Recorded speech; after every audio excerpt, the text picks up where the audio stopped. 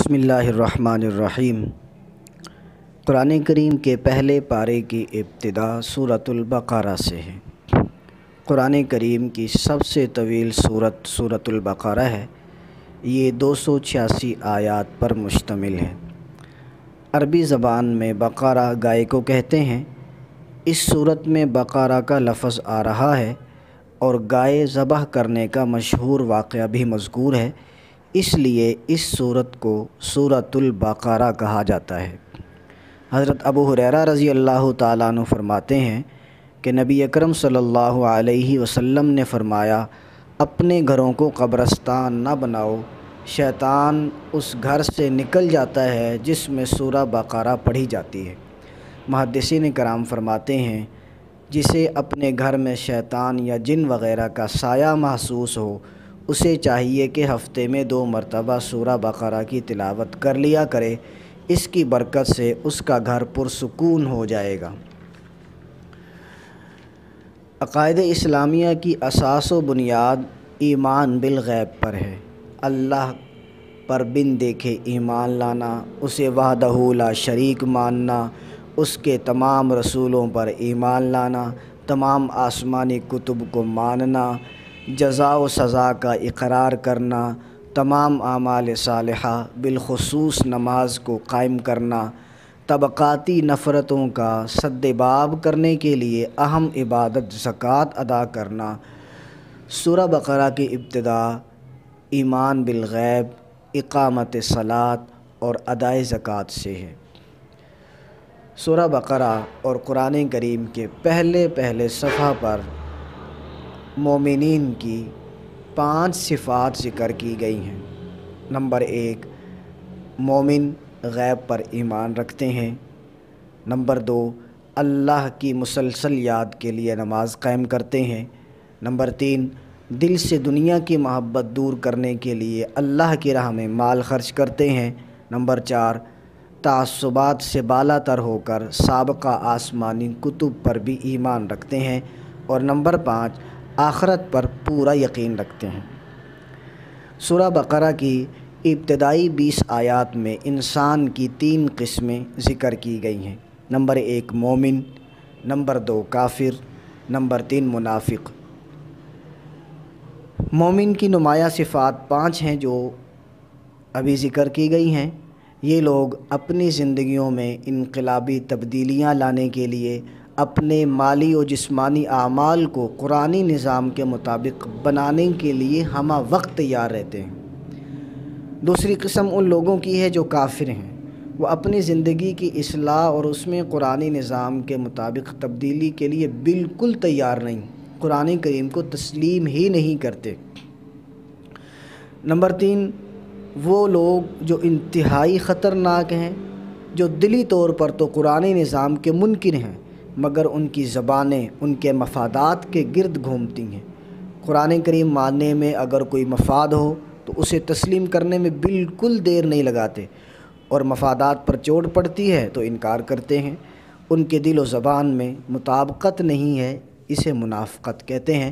اللہ رب العزت ہمیں اس منافقت کی بیماری سے محفوظ رکھے، اور مجھے اور آپ کو یہ ذرا تصور کرنا چاہیے، کچھ دیر سوچنا چاہیے کہ کیا قرآن کریم کو میں اپنے مفادات کو مد نظر رکھتے ہوئے تسلیم کرتا ہوں، یا قرآن کریم اگر میرے مفادات کے خلاف جائے تو تب بھی قرآن کریم کو تسلیم کرتا ہوں، یا میں عملی طور پر انکار کرتا ہوں۔ قرآن کریم میں اس سورہ بقرہ کی 13 آیات میں منافقین کی 12 برائیوں کا ذکر ہے۔ نمبر 1 جھوٹ بولتے ہیں۔ نمبر 2 منافقین دھوکہ دیتے ہیں۔ نمبر 3 منافقین لاشعور ہیں۔ نمبر 3 دلی بیماریاں، حسد، تکبر، حرص، لالچ، بغض اور کینہ، ان بیماریوں میں مبتلا ہیں۔ نمبر 4 مکر و فریب کے عادی ہیں۔ نمبر 5 بیوقوف ہیں۔ نمبر 6 احکام الہی کا مذاق اڑاتے ہیں۔ نمبر 7 زمین میں فساد پھیلاتے ہیں۔ نمبر 8 جہالت پھیلاتے ہیں اور خود بھی جاہل ہیں۔ نمبر 9 ضلالت اور گمراہی کا سبب ہیں۔ نمبر 10 تذبذب اور پریشانی کا شکار رہتے ہیں، اور نمبر 11 اہل ایمان کا مذاق اڑاتے ہیں، اور نمبر 12 کہ وہ اپنے مفاد کو مد نظر رکھتے ہیں اور ایمانی اور قرآنی تعلیمات کو پیچھے چھوڑ دیتے ہیں۔ اب مسلمانوں کو دیکھنا چاہیے کہ ان بیماریوں میں سے کون سی بیماری ہمارے اندر پائی جاتی ہے۔ اگر پائی جاتی ہے تو پھر اس بیماری کو دور کرنے کی فکر کرنی چاہیے، اگر نہیں تو اللہ رب العزت کا شکر اور آئندہ کے لیے احتیاط برتنی چاہیے۔ سورہ بقرہ کے آیت نمبر 23 اور 24 میں قرآن کریم کے کلام الہی ہونے کی عقلی دلیل دی گئی ہے۔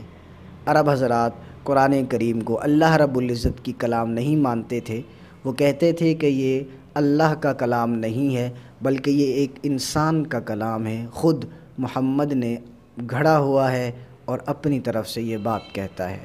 تو قرآن کریم میں یہ چیلنج کیا گیا ہے کہ اگر تم یہ سمجھتے ہو کہ یہ رب العالمین کا کلام نہیں بلکہ بشر کا کلام ہے تو تم بھی بشر ہو، انسان ہو، اور عرب لغت میں فصاحت و بلاغت کے اعلیٰ پیمانے پر فائز ہو، تو ایسا کلام بنا کر دکھاؤ، اور تم کبھی بھی ایسا نہیں کر سکو گے۔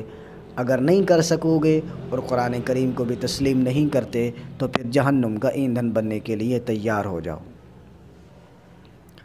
آیت نمبر 30 تا 39 میں حضرت آدم اور حضرت حوا علیہ السلام کا واقعہ ذکر کیا گیا ہے کہ آدم علیہ السلام کی پیدائش، پھر حوا علیہ السلام کی پیدائش، پھر ان کا آپس میں تعلق، ان کو درخت سے منع کرنا، شیطان کا بہکانا، ان کا وہ درخت کے قریب جانا، پھر اللہ رب العزت کا زمین پر ان کو اتار دینا، اور پھر انہوں نے توبہ کے لیے اللہ رب العزت سے کلمات سیکھے، اللہ رب العزت نے ان کی توبہ کو قبول فرمایا۔ تو یہ ایک تفصیلی واقعہ ہے، اس قصے میں سے ہمیں کچھ چیزیں سیکھنے کو ملتی ہیں، اور کیا ملتا ہے؟ یہ قصہ حضرت آدم علیہ السلام کی عظمت و شان بتلاتا ہے۔ نمبر 2، زمین پر انہیں اللہ رب العزت کا خلیفہ بنایا گیا۔ نمبر 3، آدم علیہ السلام کو ایسے علم سے نوازا گیا جس سے فرشتے محروم تھے۔ نمبر 4، فرشتوں کو ان کے سامنے سجدہ ریز ہونے کا حکم دیا گیا۔ یہ سجدہ تعظیمی تھا، جیسے کعبۃ اللہ کو قبلہ بنا کر سجدہ کیا جاتا ہے، تو اصل اللہ رب العزت کے سامنے سجدہ ریز ہونا ہے۔